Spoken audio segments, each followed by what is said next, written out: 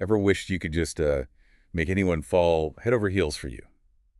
Well, today we're diving deep into the world of the goddess who could supposedly do just that. Aphrodite. Aphrodite, Yeah, the Greek goddess of love, beauty, and desire. right. But she's a lot more than just a pretty face, Yeah, as we'll see. exactly. She's complex, powerful, Mm. intertwined with war, fate, Yeah. even the rise and fall of nations. We've got a ton of great sources for this one, Yeah. from ancient Homeric hymns to epic poems like the Iliad and the Odyssey. And we'll also be checking out how artists throughout history have depicted her, Oh, yeah. which can give us some real insights into how her image and her significance have evolved. Absolutely. Those artistic depictions are so revealing. I mean, just imagine the famous Aphrodite of Knidos, one of the first life-size nude statues of a goddess. Wow. It caused quite a stir in ancient Greece, pushing the boundaries of art, challenging societal norms. So let's start at the beginning. I mean, we've all heard of the goddess rising from the sea, but Aphrodite's birth story is anything but peaceful. That's for sure. She emerges fully formed from the sea foam, Sure. created when the god Uranus is, well, let's just say it was a pretty dramatic family affair. Yeah, it's a violent and primal origin story, which really sets her apart from the other Olympian gods. It speaks to her power and this connection to forces that are both beautiful and terrifying. Right. It's not your typical birth announcement. Eh. And then there's the alternate version of her birth, where she's the daughter of Zeus, the king of the gods. Right, it just adds to the mystery and intrigue surrounding her. Yeah. The fact that there are these multiple narratives Yeah. suggests that even in ancient Greece, there were different interpretations of who she was, where her power came from. Okay, so we've got this goddess born from chaos and power.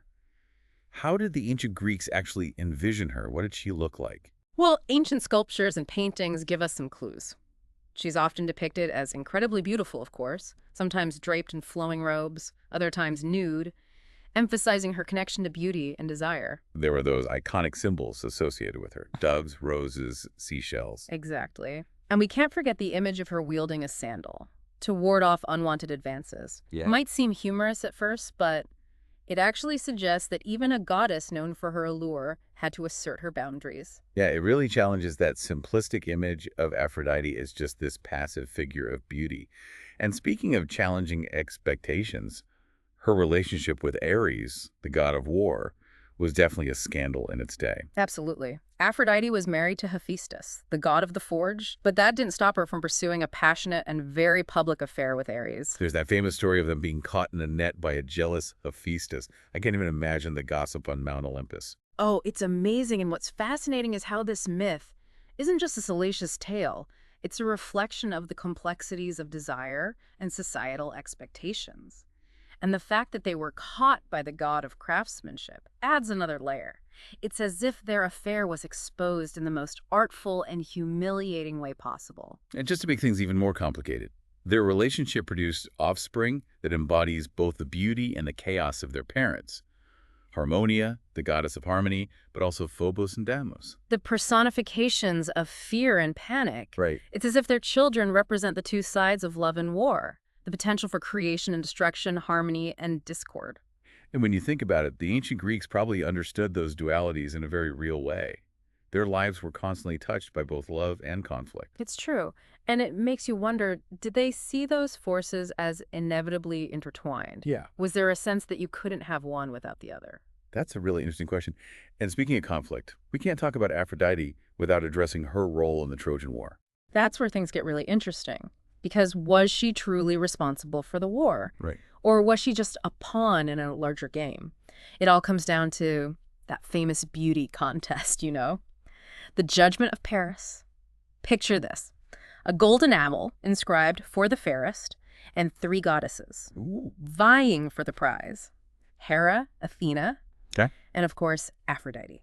And judging this divine beauty pageant was just some poor Trojan prince named Paris. Oh, talk about pressure! I know. Zeus wisely decided to stay out of it, knowing it would cause trouble, no matter who he chose. Oh, yeah. So Paris was given this impossible task Yeah. of deciding which goddess was the most beautiful. I can't even imagine having to make that decision. I mean, they're goddesses, but each one offered him a pretty tempting bribe. They did. Yeah. Hera, the queen of the gods. She promised him power and dominion over vast kingdoms. Wow. Athena, the goddess of wisdom and warfare, offered him victory in battle and unmatched strategic skills. And Aphrodite? Well, she knew how to play to her strengths. She promised Paris the most beautiful woman in the world, Helen of Sparta. Okay. But there's just one tiny problem. Oh boy. Helen was already married to Menelaus, the king of Sparta. Talk about a recipe for disaster.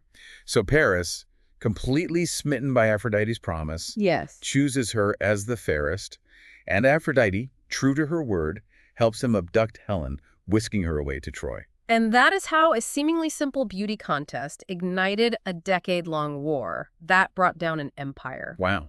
But was Aphrodite truly the one who sparked the conflict? Or was she simply fulfilling her promise to Paris? That's the question that has captivated audiences for centuries. Right. Was Aphrodite manipulating events behind the scenes, orchestrating the war for her own amusement? Mhm. Or was she merely an instrument of fate, playing out a role that was predetermined? It's almost as if the ancient Greeks were grappling with the age-old question of free will versus destiny. Did these powerful gods and goddesses have control over their own actions, or were they simply playing out a cosmic script? And if even the gods are subject to fate, what does that say about the lives of mortals? It's a question that resonates throughout Greek mythology. Yeah. But let's shift our focus for a moment.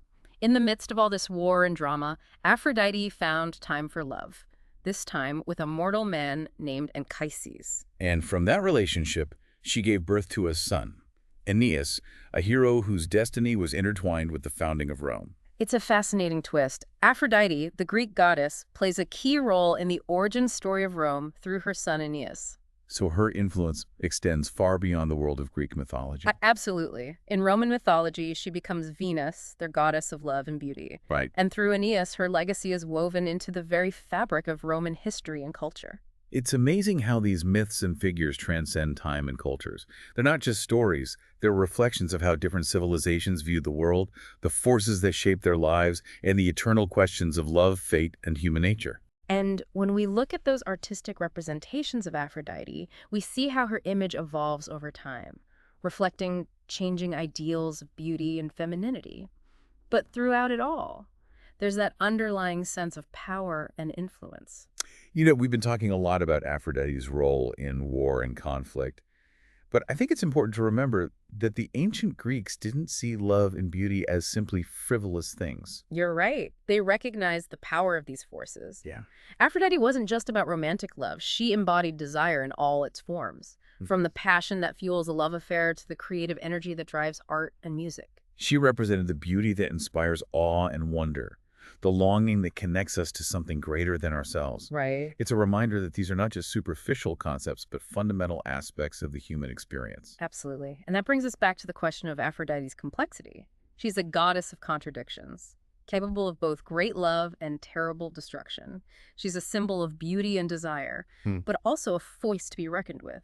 So how do we reconcile these seemingly opposite sides of her character? That's a challenge for any deep dive into mythology. We have to remember that these stories were created by humans, trying to make sense of a complex and often chaotic world. The gods and goddesses they imagined reflected that complexity.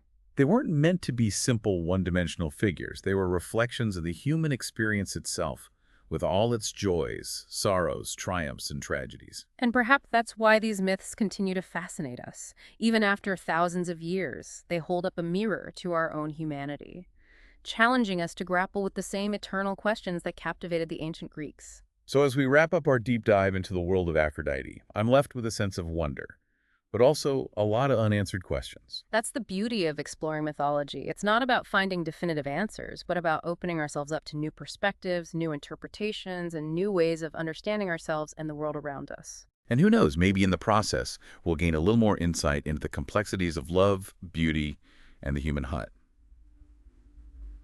Okay, so we've journeyed through Aphrodite's crazy birth, Yeah. her scandalous affairs, her pivotal role in the Trojan War. Right. I mean, what does it all mean? What can we really take away from this whole deep dive into her world? Well, I think one of the most important takeaways is that, Aphrodite represents so much more than just romantic love. Right. She embodies desire in all its forms, the creative force that drives art and music, Yeah. the ambition for power, the longing for connection, even the destructive urges that can lead to conflict. That's such a crucial point.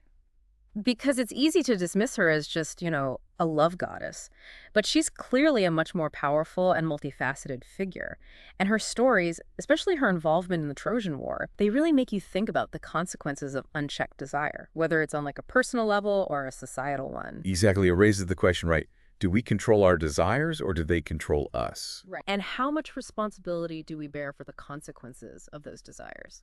These are themes that resonate throughout Greek mythology and throughout human history, really. And I think it's also fascinating how Aphrodite's image has evolved over time. We mentioned the Aphrodite of Knidos, which pushed boundaries in ancient Greece by depicting a nude goddess. Mm.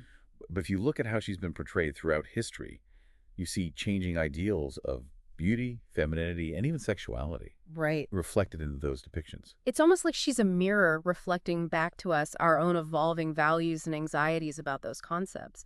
And through it all, she remains a compelling figure, captivating our imaginations, challenging us to examine our own beliefs about love, beauty, and the human experience. So as we kind of wrap up this deep dive into the world of Aphrodite, I'm left with this final thought. Was she truly a manipulator who sparked the Trojan War for her own amusement? Or was she simply a catalyst, unleashing forces that were already at play? Was she a victim of fate? Or did she wield her power knowing the potential consequences? That's the beauty of mythology. It leaves us with more questions than answers, inviting us to ponder these complexities and draw our own conclusions. And ultimately, perhaps the most important takeaway is that the journey of exploration itself is what enriches our understanding, not necessarily arriving at a definitive answer. I like that. Well said. And if you enjoyed this deep dive into the world of Aphrodite, be sure to subscribe to The Deep Dive for more fascinating explorations of knowledge and ideas. We're always ready to take your sources, dive deep, uncovering those hidden gems, and sparking those aha moments that keep us all curious and engaged.